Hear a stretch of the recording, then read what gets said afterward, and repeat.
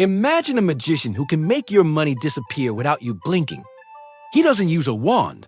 He uses a piece of plastic. And you probably carry him in your pocket right now. To understand the trick, we have to look inside your brain. When you hand over physical cash, your brain feels a literal pinch. Scientists call this the pain of paying. It is a deep, ancient survival instinct. Your brain sees money as a vital resource, exactly like food. Giving it away triggers the same region of the brain as physical pain. It screams, "Stop! Don't lose this!" But the banks found a way to turn that pain off. They invented the credit card.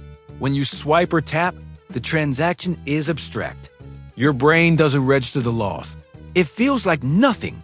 A beep, a tap, magic. Mathematically, you lost the same amount of money. But psychologically, you are completely numb. This is the difference between a pinprick and anesthesia. And this anesthesia is why you are broke at the end of the month. Casinos figured this psychological glitch out decades ago. That is why they never let you gamble with actual dollar bills. They force you to trade cash for colorful plastic chips. Chips feel like toys that click and stack like candy. So you bet big and you lose big because it doesn't feel real.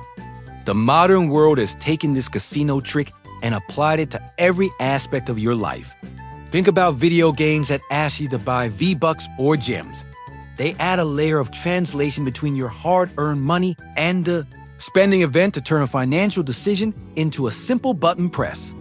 This is called frictionless spending, and it is a trap designed by behavioral economists to maximize your consumption. When you remove the friction, you remove the moment of reflection where your brain asks if you really need this. Without that question, you are just a passenger in your own financial collapse. Let us look at the terrifying data from MIT, where researchers found that people paying with credit cards were willing to pay up to 100% more than cash users. The value of the ticket didn't change, but the willingness to part with money doubled simply because the payment method did unhurt.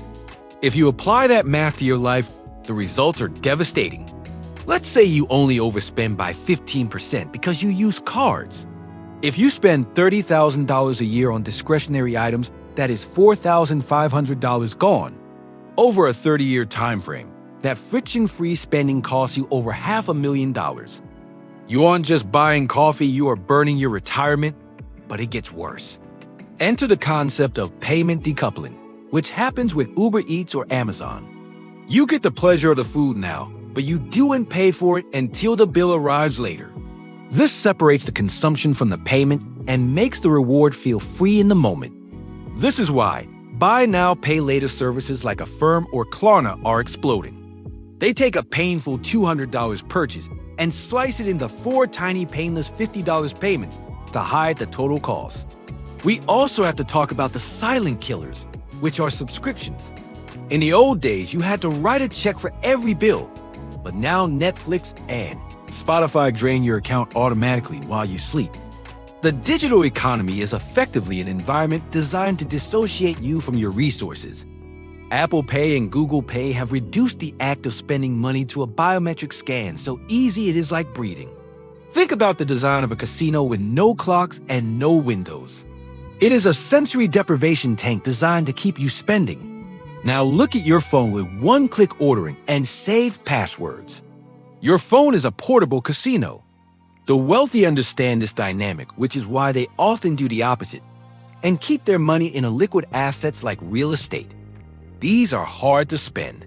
They introduce friction into their own wealth to preserve it while the system pushes liquidity on you to drain it. So if the entire world is engineered to numb your financial pain, how do we wake up? We have to voluntarily reintroduce friction and make spending difficult again.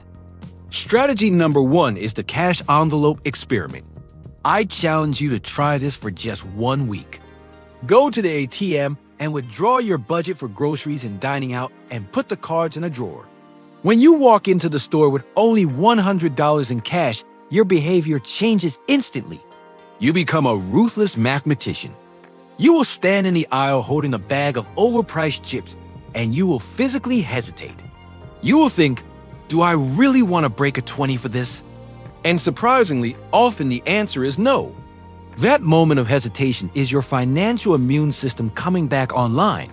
Strategy number 2 is for the digital spenders, and it is called the notification shock.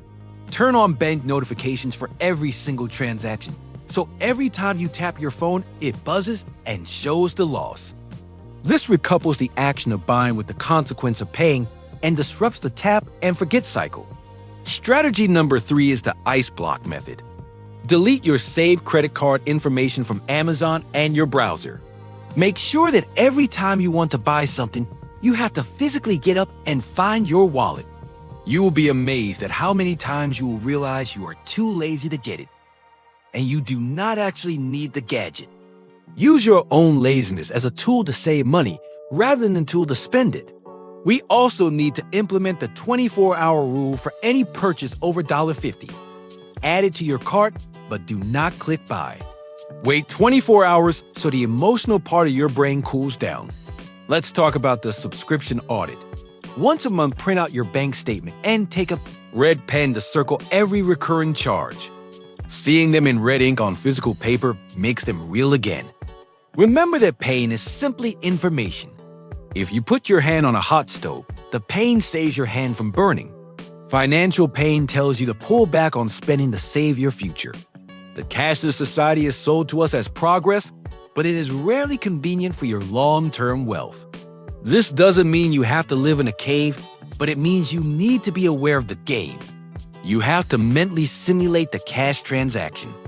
Every time you swipe, visualize the cash leaving your wallet. Ultimately, the goal isn't to make spending painful forever. The goal is to make spending meaningful.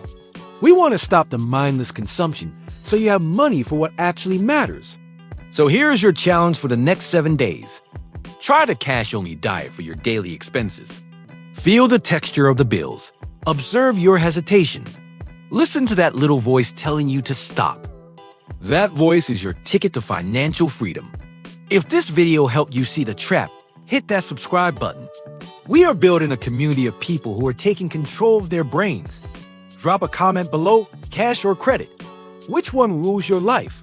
Thanks for watching, and I'll see you in the next one.